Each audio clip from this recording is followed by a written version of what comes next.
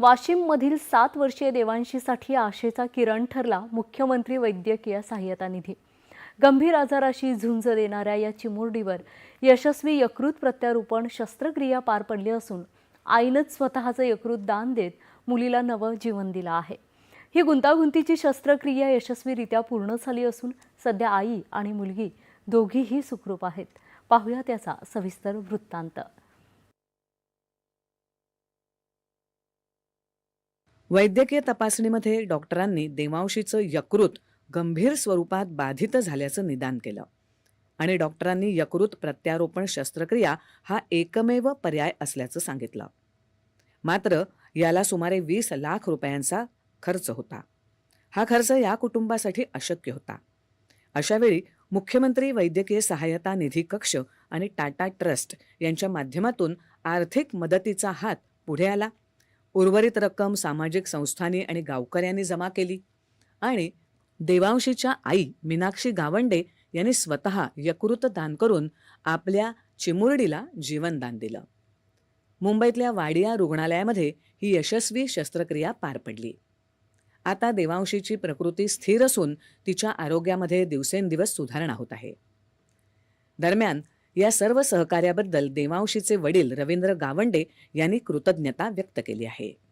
आणि खरोखरच आमची परिस्थिती देवांशीच्या लिव्हर ट्रान्सप्लांटसाठी 20 लाख रुपये लावण्याची नव्हती, कारण की मी खूप गरीब माणूस आहे। माझा व्यवसाय भाजीपाला आहे। आम्हाला मुख्यमंत्री निधी सहाय्यतामधून 20 लाख रुपयाची मदत झाली। जे गावकरी मंडळ वरुड बुद्रुक येथील यांनी पण आम्हाला खूप पैशाची मदत केलेली आहे।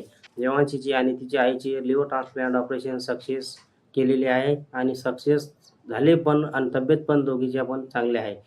अतिजोखमीच्या आजारांवरही शासनाच्या विविध योजनांचा लाभ घेऊन मल्टी स्पेशालिटी हॉस्पिटलमध्ये मोफत उपचार केले जातात।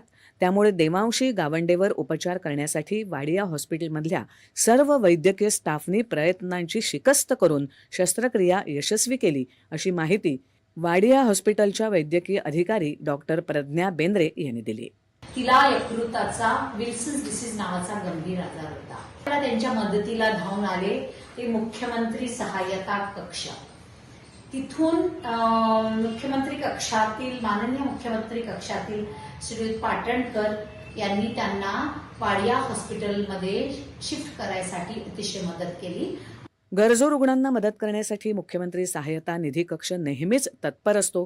कमीत कमी कागदपत्रांची पूर्तता करून रुग्णांना रुग्णालयात भरती असतानाच आर्थिक सहाय्य दिलं जातं। त्यामुळे गरजूंनी लाभ घेण्याचं आवाहन वाशिम इथल्या मुख्यमंत्री सहाय्यता कक्षाच्या डॉक्टर नयना सारडा यांनी केलं आहे। तिच्या या आजाराच्या निदानापासून ते पूर्ण रिकव्हरी पर्यंत मुख्यमंत्री सहाय्यता निधी कक्षाने तिला बऱ्याच चांगल्या प्रमाणामध्ये मार्गदर्शन केलं, मदत केली आणि अत्यंत कमी वेळेमध्ये पेशंट डिस्चार्ज व्हायच्या आतमध्येच ही मदत पेशंटपर्यंत पोहोचते। त्याच्यामुळे पेशंटला या योजनेचा खूप चांगला आधार मिळत आहे। दूरदर्शन बातम्यांसाठी रामदास धनगर, वाशिम।